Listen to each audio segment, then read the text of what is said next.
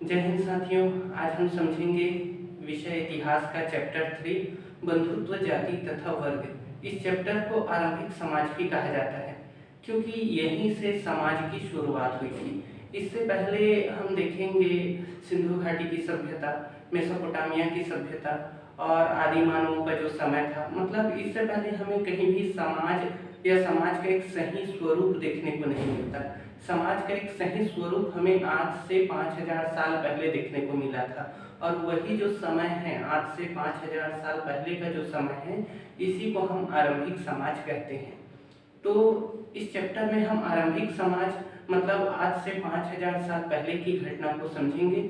वो घटना महाभारत की महत्वपूर्ण घटना थी। कहने का मतलब इस पूरे चैप्टर में हम महाभारत की घटना को मुख्य रूप से समझेंगे। तो चलो समझते हैं। चलो चलो उधर।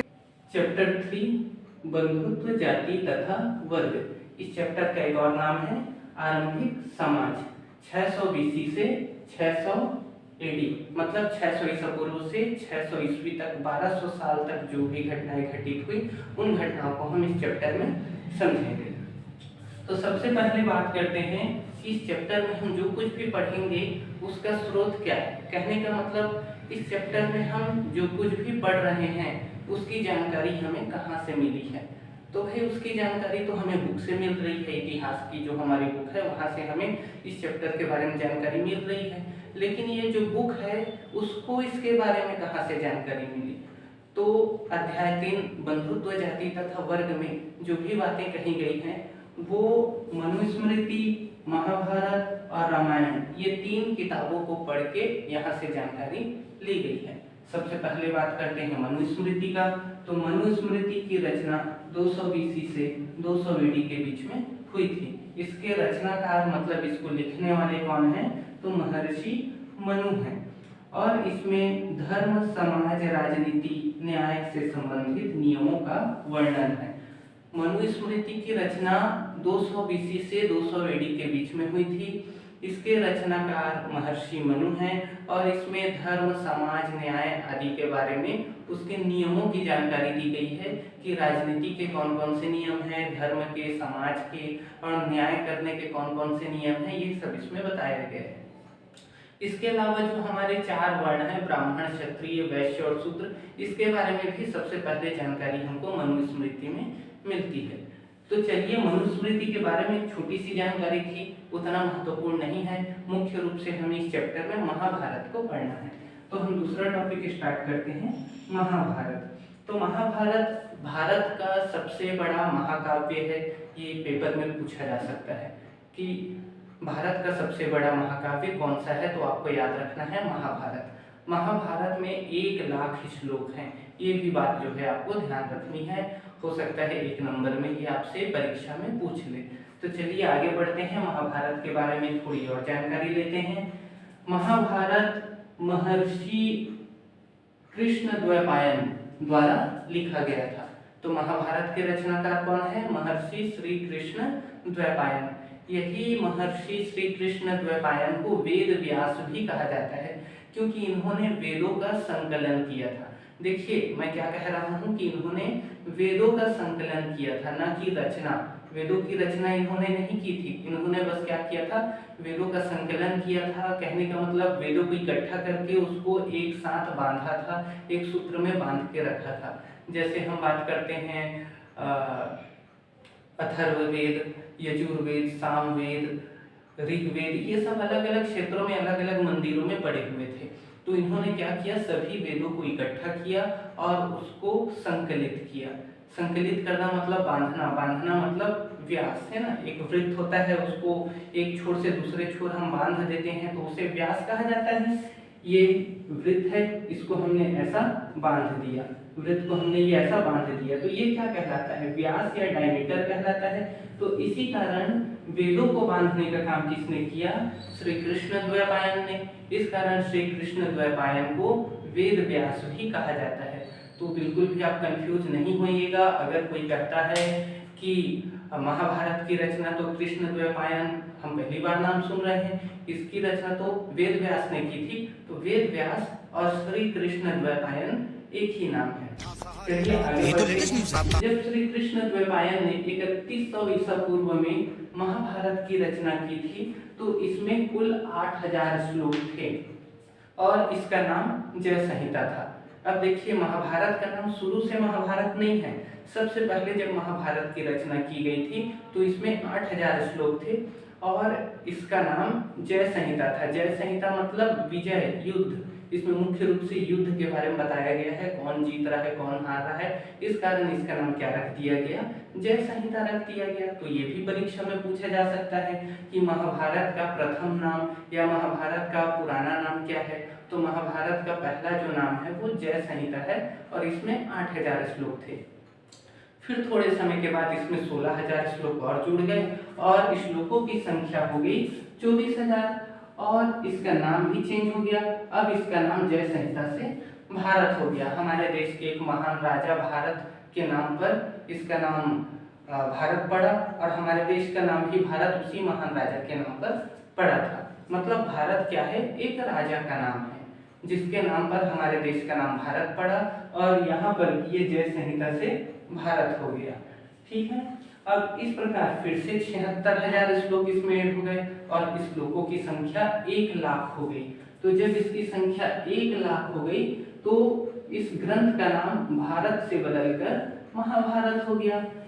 और अभी तो शुरू हुआ है महाभारत। 1,00,000 को हम संस्कृत में बोलेंगे शत सहस्त्र। इस कारण महाभारत में 1,00,000 श्लोक हैं, जिसकी वजह से इसे शत सहस्त्र संहिता भी कहा जाता है। अब चलिए आगे बढ़ते हैं। अब महाभारत केवल कृष्ण द्वैपायन ने नहीं लिखा था, है ना, और बहुत से ऋषियों ने लिखा था। महाभारत की रचना तो कृष्ण द्वैपायन ने संस्कृत में की। इसके अलावा तमिल, तेलुगु, कन्नड़, मलयालम, उड़िया अन्य भाषाओं में भी महाभारत हमको देखने को मिलता है। लेकिन सबसे बड़ी बात यह है कि वो जितने भी महाभारत हैं उसमें एक रूपता देखने को नहीं मिलती, मतलब उसमें समानता नहीं है। सभी भाषाओं के जो अलग अलग महाभारत हैं सभी में कुछ कुछ थोड़ी थोड़ी क्या है, अंतर है। अब कौन सा महाभारत ज्यादा सही है, इस पर थोड़ा कंफ्यूजन बना रहा। तो एक व्यक्ति V.S. सुकथांकर, जिसका पूरा नाम विष्णु सीताराम सुकथांकर है, उन्होंने सन 1919 में सभी भाषाओं के महाभारत को पढ़ा, उसका अध्ययन किया और अपना खुद का एक महाभारत 13,000 पन्नों का बना करके तैयार किया। तो ये भी पेपर में पूछा जा सकता है कि महाभारत का अध्ययन या महाभारत का समालोचनात्मक अध्ययन किसने किया। तो महाभारत का समालोचनात्मक अध्ययन V.S. सुकथांकर ने सन 1919 में किया और अपना खुद का एक महाभारत बनाया जिसमें सभी भाषाओं के महाभारत क्या थे, समाहित थे। और यह कार्य करने में उनको कुल 50 वर्ष लग गए। तो चलिए एक बार मैं इसे पढ़ के सुना देता हूँ। अलग अलग क्षेत्रों के महाभारत की अलग अलग थे। इसके लिए सन 1919 में V.S. सुकथांकर ने महाभारत का समालोचनात्मक अध्ययन किया और 13,000 पन्नों का महाभारत लिखा। इस कार्य में उनको 50 वर्ष लग गए। सन 1919 में विष्णु सीताराम सुकथांकर ने सभी भाषाओं के महाभारत को पढ़ के अपना खुद का एक महाभारत तैयार किया 13,000 पन्नों का और इस कार्य में उनको 50 वर्ष लग गए और इस महाभारत को कहा गया महाभारत का समालोचनात्मक अध्ययन। महाभारत तथा मनुस्मृति जितने भी पुराने ग्रंथ हैं उसमें हमें उस समय के समाज के बारे में, उस समय परिवार का बीच का रिलेशन कैसा था, कैसे लोग एक दूसरे से व्यवहार करते थे, परिवार कैसा होता था, उस समय का समाज कैसा होता था, ये सब के बारे में हमको जानने में मदद मिलती है। तो चलिए हम समझते हैं कि महाभारत और मनुस्मृति के माध्यम से कि उस समय का जो समाज था वो कैसा था। तो महाभारत और मनुस्मृति से हमें उस समय के समाज के बारे में जानकारी मिलती है। समाज के बारे में जानकारी सबसे पहला आता है परिवार। तो उस समय का परिवार कैसा था, संयुक्त परिवार होता था। संयुक्त परिवार क्या होता है कि उस परिवार में एक व्यक्ति है, उनकी वाइफ, उनके बच्चे और उनके बच्चों के जो वाइफ हैं वो, और उनके बच्चे, जितने चाचा चाची हैं, दादा दादी, सब भाई बहन एक साथ रहते हैं। गाँव में आप देखते होंगे कि किसी एक परिवार में दादा दादी, चाचा चाची, बड़े पापा, पिताजी, सभी भाई बहन, सभी पूरा जो परिवार है एक ही साथ एक ही घर में रहता है, तो यह कहलाता है संयुक्त परिवार। लेकिन शहरों में हम यूनिट फैमिली मतलब कि इकाई परिवार देखते हैं, जिसमें जो परिवार में कोई एक विवाह हो जाता है, मान लिया किसी एक व्यक्ति का विवाह हो गया तो अपनी पत्नी को लेकर के शहर में कमाने खाने आ जाता है। अब वो और उसकी वाइफ दो जने, और भविष्य में कभी उनके बच्चे हैं तो उनके बच्चे बस अलग से घर में रहते हैं, उनके माता पिता अलग से रहते हैं। तो वो हस्बैंड वाइफ और उनके बच्चे जब एक साथ एक घर में रहते हैं तो वो संयुक्त परिवार नहीं है, वो इकाई परिवार है। लेकिन पहले की समय, जिस समय की हम लोग बात कर रहे हैं, आज से 5000 साल पहले आरंभिक समाज की जो हम लोग बात कर रहे हैं, उस समय इकाई परिवार नहीं होता था, उस समय संयुक्त परिवार होता था। संयुक्त परिवार में दादा दादी जो है और चाचा है, बड़े पापा है, सभी उनके बच्चे, सभी भाई बहन एक साथ एक परिवार में रहते थे। तो जिस समय की हम बात कर रहे हैं आरंभिक समाज, वहां पर हमें परिवार में संयुक्त परिवार देखने को मिलता है। अब परिवार का दूसरा क्वालिटी हमें क्या देखने को मिलता है, तो उस समय का जो समाज था, उस समाज में जो परिवार रहते थे वह परिवार पितृसत्तात्मक होता था। तो पितृसत्तात्मक क्या है, उस समय जो परिवार होता था उनमें जो बच्चे होते थे, तो जो लड़का है उसको संपत्ति में हिस्सेदारी मिलती थी, और जो लड़की है उसका संपत्ति में कोई अधिकार नहीं होता था, वह विवाह होकर के दूसरे घर में चली जाती थी। जबकि पिता की सारी संपत्ति लड़कों में ही बांटी जाती थी। अगर पिताजी जो हैं राजा हैं तो उसका जो राज सिंहासन है वो पिताजी के बाद लड़कों को मिलती थी, और लड़कों में भी जो सबसे बड़ा लड़का है उसे ही राज सिंहासन मिलता था, उसे ही राजपद मिलता था। तो हमें दो क्वालिटी उस समय के समाज के परिवार में देखने को मिलता है। पहला संयुक्त परिवार, उस समय का जो परिवार था वो संयुक्त रूप से एक साथ रहता था, और दूसरा पितृसत्तात्मक, मतलब उस समय जो परिवार था उसमें जो पिता का जो संपत्ति था वो भविष्य में लड़कों में बंटता था, लड़कियों में उनका कोई हक नहीं होता था। और अगर पिताजी राजा हैं तो उसका जो राजपद है वो बड़े लड़के को मिलता है। महाभारत और मनुस्मृति में उस समय का जो समाज है उस समाज के बारे में हमें जानकारी मिलती है कि उस समय का समाज कैसा था, परिवार कैसा होता था, लोग एक दूसरे से व्यवहार कैसे करते थे। तो चलिए समझते हैं उस समय का समाज कैसा था। तो मनुस्मृति और महाभारत में हमें वह जो समय आरंभिक समाज है उस समय के बारे में जानकारी मिलती है, उस समाज के बारे में जानकारी मिलती है। सबसे पहले हम बात करेंगे परिवार के बारे में। तो उस समय जो परिवार होते थे उनमें मुख्य रूप से दो गुण हमको देखने को मिलते थे। कौन कौन सी दो क्वालिटी देखने को मिलती थी? जो परिवार होता था वो एक तो संयुक्त होता था और दूसरा पितृसत्तात्मक होता था। तो चलिए समझते हैं ये क्या है। तो आरंभिक समाज में जो परिवार होता था वह संयुक्त परिवार होता था और पितृसत्तात्मक होता था। पहला, संयुक्त का मतलब क्या है कि उस परिवार में दादा दादी और चाचा, बड़े पापा और पूरे जो परिवार में दादा दादी के जितने बच्चे हैं, उनके जितने बच्चे हैं, वो सभी एक साथ एक घर में रहते थे। तो यह कहलाता था संयुक्त परिवार। आजकल हम देखते हैं तो दादा दादी के साथ जितने चाचा हैं, बड़े पापा हैं, वो सब विवाह के बाद अपना अलग हो जाते हैं या शहरों में कमाने खाने के लिए आ जाते हैं, और वो हस्बैंड वाइफ दो जने रहते हैं या तो फिर उनके बच्चे उनके साथ रहते हैं। तो यह संयुक्त परिवार नहीं है, यह इकाई परिवार है। तो उस समय, जिस समय की हम बात कर रहे हैं आरंभिक समाज, वहां पर इकाई परिवार नहीं होता था, वहां हमें मुख्य रूप से संयुक्त परिवार ही देखने को मिलता था। अब दूसरा हम बात करते हैं ये पितृसत्तात्मक। दूसरा पॉइंट जो है हमारा है ये पितृसत्तात्मक। पितृसत्तात्मक का क्या अर्थ है कि जो पिता होगा उनकी जो संपत्ति होगी उस संपत्ति में लड़कों का हिस्सेदारी होगा। पितृसत्तात्मक का अर्थ होता है लड़कों को प्राथमिकता देना, लड़कों को ज्यादा वैल्यू देना। और वहीं अगर हम मात्र सत्तात्मक की बात करें तो इसका मतलब होता है महिलाओं को ज्यादा महत्व देना। तो हमने सिंधु घाटी सभ्यता में देखा कि वो मात्र सभ्यता थी। सिंधु घाटी सभ्यता जो है एक मात्र सत्तात्मक सभ्यता थी, वहां पर माताओं को ज्यादा महत्व दिया जाता था, ऐसा जो है हमने पढ़ा। लेकिन अभी जो वैदिक काल आ गया, सिंधु घाटी सभ्यता के बाद आरंभिक समाज जो है हमारा, यह पितृसत्तात्मक है। यहाँ पुरुषों को ज्यादा महत्व दिया जाने लगा। अब जो पिता है उनकी सारी संपत्ति जो है लड़कों में बंटने लगी, और जो लड़कियां हैं उनका संपत्ति पे कोई अधिकार नहीं होता था, वह विवाह होकर के गजब बेइज्जती है। अगर पिताजी राजा है तो राजपद तो किसी एक को मिल सकता है, तो जितने भी उनके पुत्र होते थे उनमें जो सबसे बड़ा पुत्र है उनको राजपद मिलता था। तो यहाँ पर हमने दो चीज देखा, परिवार में एक संयुक्त परिवार, आरंभिक समाज में संयुक्त परिवार होता था। पूरे जो सदस्य हैं, दादा दादी, चाचा, बड़े पापा, उनके जितने भी बच्चे हैं वो सभी एक साथ एक परिवार में रहते थे।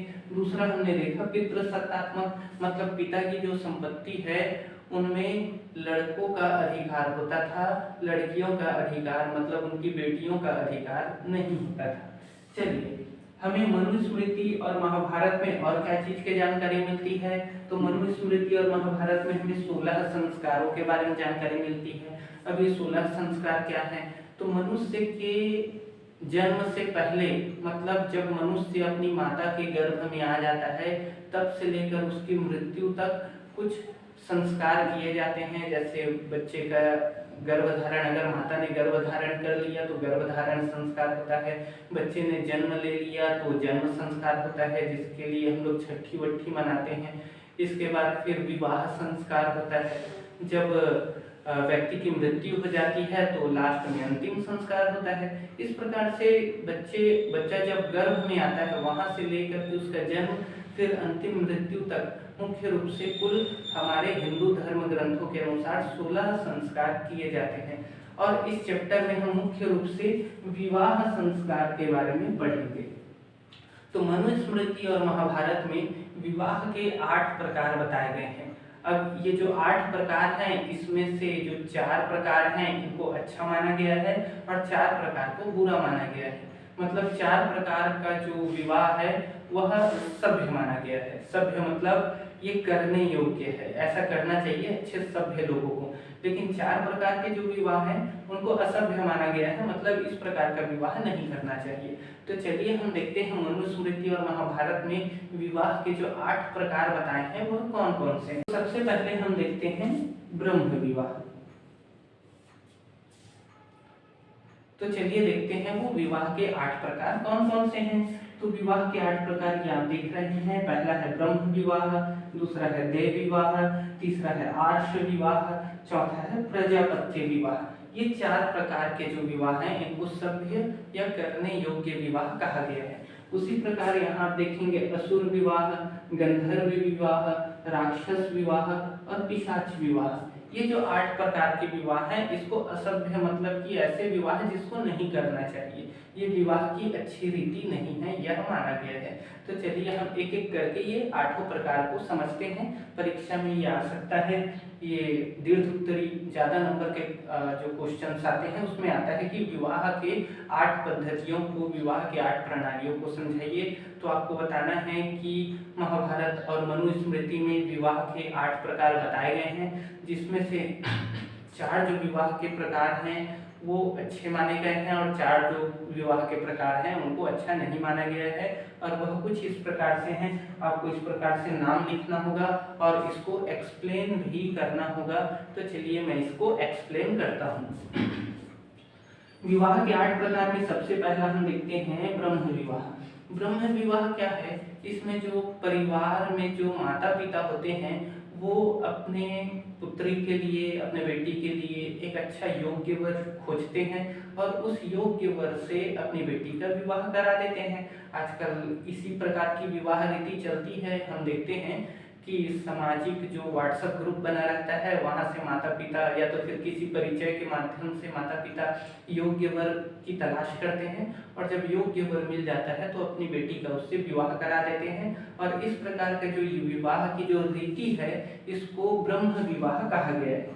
अगला हम देखते हैं देव विवाह। इसमें जो बच्ची होती है, जो बालिका होती है, जब उसका विवाह नहीं होता है, किसी कारणवश उसके लिए योग्य वर नहीं मिलता है या उसका किसी कारण से विवाह नहीं हो पाता है, तो जो पिता है वह एक यज्ञ कराता है और यज्ञ में जो यज्ञ करने वाले ब्राह्मण हैं उनको अपनी पुत्री को दान में दे देता है।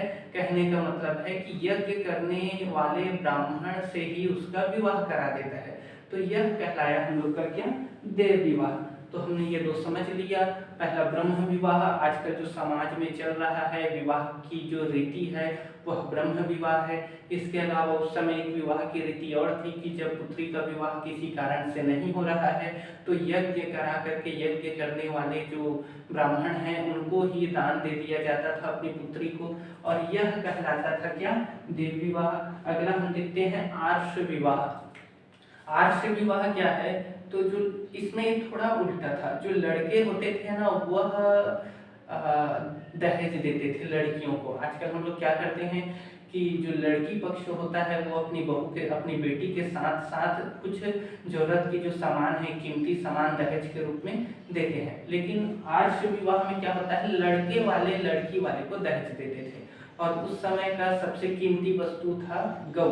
गौ मतलब गाय। गाय बहुत कीमती होता था वह समय में। तो लड़के वाले लड़की वालों को एक जोड़ी गाय या तो फिर एक जोड़ी बैल दान के रूप में देते थे, और उसके बदले में लड़की वाले लड़के पक्ष को अपनी बेटी जो है दे देते थे। तो इस प्रकार से गौ के बदले में बेटी का जो आदान प्रदान होता था, जो गौ के बदले में गाय के बदले में बेटी का जो अदला बदली होता था, इसको कहा गया आर्ष विवाह। अगला देखते हैं हम प्रजापत्य विवाह।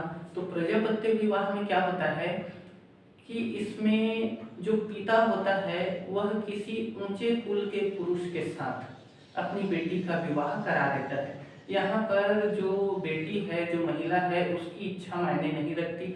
अगर वह बोलती है कि भाई नहीं, यह तो ज़्यादा उम्र का है, मैं इससे विवाह नहीं करूँगी, तो ऐसा नहीं। प्रजापत्य विवाह में क्या होता है कि जो पुरुष है, जो पिता है, वह देखता है कि यह ऊंचे कुल का व्यक्ति है, थोड़ा रईस खानदान का व्यक्ति है, और उसके साथ अपनी बेटी का विवाह करा देता है। और इस प्रकार की जो विवाह है यह प्रजापत्य विवाह कहलाती है। तो यहाँ पर हमने 4 विवाह के प्रकार देख लिए, ब्रह्म विवाह, देव विवाह, आर्ष विवाह और प्रजापत्य विवाह। और ये चारों प्रकार के जो विवाह हैं ये करने योग्य है, मतलब इनको अच्छा माना गया है। चलिए हम बढ़ते हैं बाकी 4 प्रकार के जो विवाह हैं जिसको करने योग्य नहीं है या सही नहीं माना गया है, उनके बारे में हम लोग यहाँ बात करते हैं। तो सबसे पहला आता है असुर विवाह।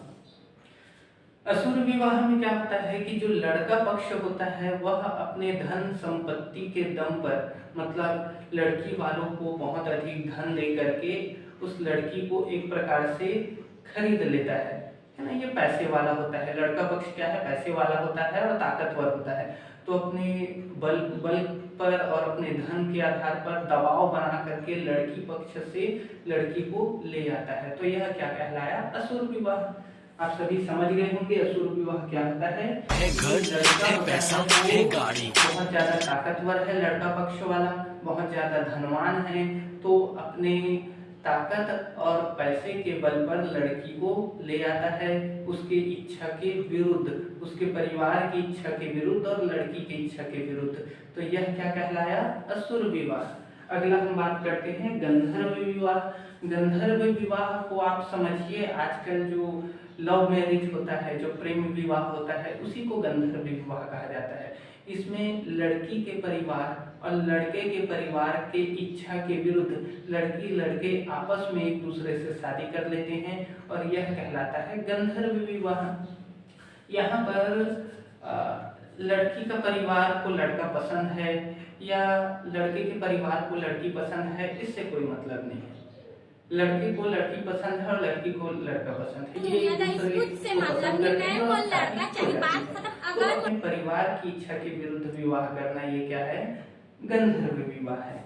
अगला हम बात करते हैं राक्षस विवाह। एक जो व्यक्ति होता है वो उस परिवार में जाकर के व्यक्ति जो है लड़की का जबरदस्ती अपहरण कर लेता है और उसके साथ जबरदस्ती विवाह कर लेता है। तो देखिए, असुर विवाह राक्षस विवाह में अंतर है। असुर विवाह में अपने ताकत और पैसे के बल पर दबाव बनाता है लड़की पक्ष में और उस लड़की के साथ विवाह करता है, और राक्षस विवाह में लड़की का अपहरण कर लेता है और जबरदस्ती उस लड़की के साथ विवाह कर लेता है। यह कहलाया राक्षस विवाह। अब हम अंतिम में आते हैं पिशाच विवाह। तो जितने प्रकार के विवाह हैं उनमें सबसे घटिया प्रकार का जो विवाह माना गया है, ये पिशाच विवाह को माना गया है। पिशाच विवाह में क्या होता है, जो लड़का है वो निद्रा की अवस्था में है ना, लड़की जब सोई हुई है तब निद्रा की अवस्था में, या फिर जब लड़की नशे में है या किसी माध्यम से उसको नशा दे दिया गया है, तो नशे की अवस्था में, निद्रा की अवस्था में, मतलब अचेतन की अवस्था में उस लड़की के साथ शारीरिक संबंध बना लेता है और उसके साथ फिर बाद में विवाह कर लेता है। तो इस प्रकार का जो विवाह का तरीका है, इसको पिशाच विवाह कहा गया है। तो यहाँ पर हमने एक बहुत बड़ा टॉपिक देखा, ये जो है दीर्घ उत्तरी में आता है परीक्षा में, विवाह के जो है 8 प्रकार को बताइए। तो जन्म से लेकर मृत्यु तक मनुष्य के जीवन में जो 16 संस्कार होते हैं उसमें एक महत्वपूर्ण संस्कार है विवाह संस्कार, और हमारे महाभारत और मनुस्मृति में विवाह के 8 प्रकार बताए गए हैं। और इस 8 प्रकार में 4 प्रकार को अच्छा माना गया है, 4 प्रकार को बुरा माना गया है। ब्रह्म, देव, आर्ष और प्रजापति, ये जो 4 विवाह के प्रकार हैं ये अच्छे हैं। असुर, गंधर्व, राक्षस और पिशाच, ये चारों को बुरा माना गया है। इनमें क्या चीजें हैं, क्या होता है इस विवाह में, ये सारा चीज हम देख चुके हैं। तो बहुत जल्द इसका मैं दूसरा पार्ट लाऊंगा और दूसरे पार्ट में ये चैप्टर जो है हमारा खत्म हो जाएगा। आप सभी अपना फेयर कॉपी बनाते रहें, और अगर फेयर कॉपी से पढ़ने का समय नहीं मिल रहा है या थोड़ा फेयर कॉपी से पढ़ने में बोझिल हो रहा है, तो आप इस प्रकार मैं वीडियो बनाते रहता हूँ मेरे इस चैनल में, और बहुत से अलग अलग विषय के वीडियो हैं, वहाँ पर बहुत मनोरंजक तरीके से मैंने आपको समझाने की कोशिश की है। तो आप वहाँ पर जा कर के चैप्टर को इतिहास, भूगोल, राजनीति, हिंदी, इंग्लिश सभी विषय के वीडियोस हैं, उसको आप देख सकते हैं। एक महत्वपूर्ण जानकारी और आपको देना चाहूँगा, 1 अगस्त से कोचिंग क्लासेस प्रारंभ हो रही हैं यहाँ पर, जिसमें हिंदी, इंग्लिश, इतिहास, भूगोल, राजनीति 5 विषयों की जो है रेगुलर क्लासेस जो है चलेंगी। तो आप 1 अगस्त से कोचिंग क्लास ज्वाइन कर सकते हैं, जिसमें समय से पहले सारे कोर्स को कंप्लीट करा दिया जाता है। इसके अलावा पेपर से पहले 1 से 2 बार इसका रिवीजन भी करा दिया जाता है, और पेपर से पहले जो है बहुत सारे टेस्ट के माध्यम से आपका 5 विषय की तैयारी को बहुत मजबूत बना दिया जाएगा। Today I am going to make a new video, so please subscribe, whatever.